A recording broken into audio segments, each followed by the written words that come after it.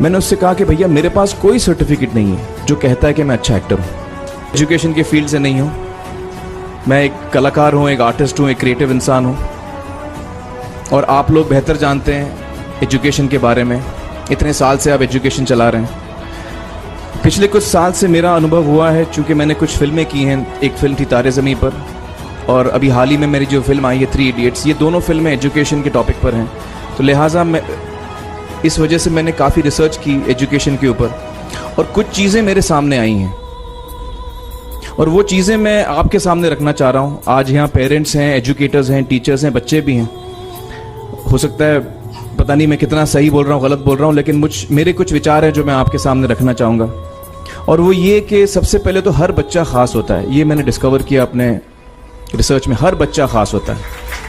हर बच्चे में हमारी तरह, आपकी तरह और हमारी तरह, हर बच्चे में कुछ ना कुछ काबिलियत होती है, कुछ ना कुछ कमज़ोरी होती है। मुझ में भी कमज़ोरी है, काबिलियत है। आप में भी कुछ ना कुछ काबिलियत और कमज़ोरी है, और हर बच्चे में कुछ ना कुछ कमज़ोरी और काबिलियत होती है। और हमें as parents, as elders, as education system, हमें हर बच्चे की खासियत को पहचानना है, उसे मदद करनी है। उसकी क्या खासियत है, उसका क्या दिल चाहता है, उसे किस चीज़ में खुशी मिलती है, वो हमें उसको हेल्प करना है कि हम उसको वो ढूंढ सके, और उसमें हमें सपोर्ट करना है। और जो उसकी कमज़ोरी है उसमें हमें उसको सपोर्ट करना है। मुझे अक्सर एजुकेशन इंस्टीट्यूट्स मुझे बोलते हैं कि हम हमारे स्कूल में सारे बच्चे पास होते हैं, हमारे स्कूल में सारे बच्चे फर्स्ट आते हैं, या हम जो बोर्ड एग्ज़ाम है उसमें हमारे सारे बच्चे पास होते हैं। मुझे एक सवाल पूछना है कि हमारे कितने बच्चे खुश हैं। सबसे बड़ा सवाल मेरा ये है, how many of our children are happy? क्योंकि देखिए, पढ़ाई लिखाई तो हम सीख ही लेते हैं। जब मुझे कोई चीज़ सीखनी होती है तो मैं कुछ ना कुछ करके सीख ही लेता हूँ। मुद्दा है उसके हार्ट में जाता है ये, कि जब मैं एग्ज़ाम के लिए रट के जवाब देता हूँ और वो जवाब में मुझे नंबर मिलते हैं और मैं पास हो जाता हूँ, तो मेरे हाथ में एक पर्चा आता है जो मुझे कहता है कि मैं पढ़ा लिखा हूँ। लेकिन वाकई मैं पढ़ा लिखा हूँ या नहीं, ये अभी तक हमको श्योर मालूम नहीं है। लेकिन जब आप नॉलेज चाहते हैं कि आपको मिले, विद्या मिले आपको, तो फिर वो कागज़ का मायने कुछ होता नहीं है। तो मैंने उसको जवाब में 2 सवाल पूछे। मैंने बोला उसको कि भैया आपको क्या लगता है मैं अच्छा एक्टर हूँ? उसने बोला हाँ, देश भर में आप सब लोग मानते हैं आपको, आप अच्छे एक्टर हैं। मैंने उससे कहा कि भैया मेरे पास कोई सर्टिफिकेट नहीं है जो कहता है कि मैं अच्छा एक्टर हूँ। मैंने फिर उससे एक सवाल पूछा कि मैंने सुना आप बहुत अच्छे कटर हैं, आपके जो बॉस मुझे बताते हैं कि आप उनके मेन कटर हैं और आपकी बड़ी इज्जत करते हैं वो। आपके पास कोई पर्चा है, सर्टिफिकेट है जो मुझे बताता है कि आप कटर हो? उसने बोला नहीं सर। तो मैंने बोला आपका जवाब आपको इधर ही मिल गया। Education is beyond marks, education is beyond grades, education is what you learn. और मेरी इच्छा है कि हिंदुस्तान में हम एजुकेशन को इस नज़रिए से देखें कि हम अपने बच्चों को वाकई शिक्षा दें, और शिक्षा हम खुशी से दें। क्योंकि शिक्षा में सिर्फ ज्ञान नहीं होता, शिक्षा में एक और चीज़ मिली हुई होती है, वो ये है कि हम अपने बच्चों को डेवलप करते हैं एज ह्यूमन बींग्स। आगे चल के वो ज़िंदगी में अच्छे इंसान बने, आगे चल के वो अपने पैरों पे खड़े रह सकें, आगे चल के वो इज्जत की ज़िंदगी जी सकें, आगे चल के वो दूसरों के बारे में ध्यान रखें, आगे चल के वो किसी के चेहरे पे मुस्कुराहट ला सकें, आगे चल के वो किसी की मदद कर सकें। This is what we should develop of our children. First आना बड़ा ज़रूरी है।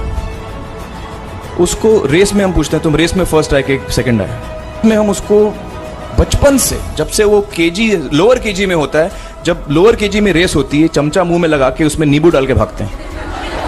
उसमें भी हम बच्चे को पूछते हैं अरे मेरा बेटा फर्स्ट आएगा, ला बेटा मेरा फर्स्ट आना, मतलब पेरेंट्स चिल्ला रहे हैं बेटा भागो, मतलब नींबू लेके भागो।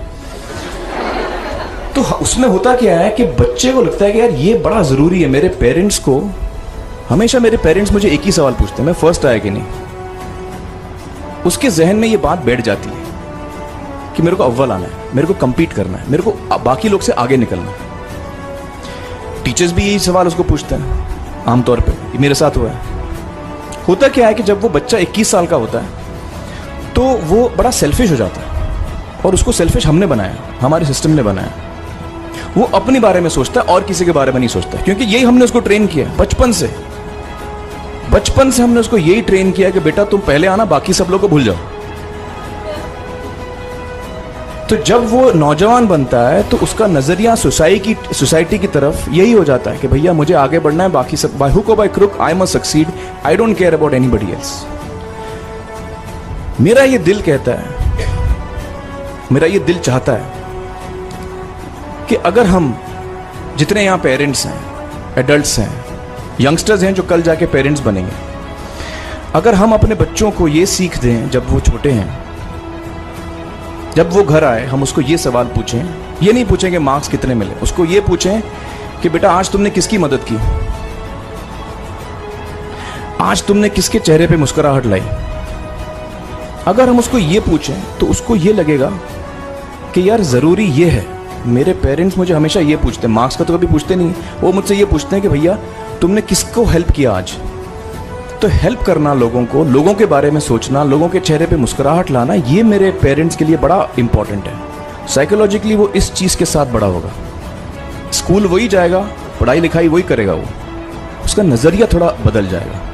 जब वो बच्चा नौजवान बनेगा, 21 साल का होगा, और सारे बच्चे उस उम्र के जब 21 साल के होंगे, हमारी सोसाइटी चेंज हो जाएगी।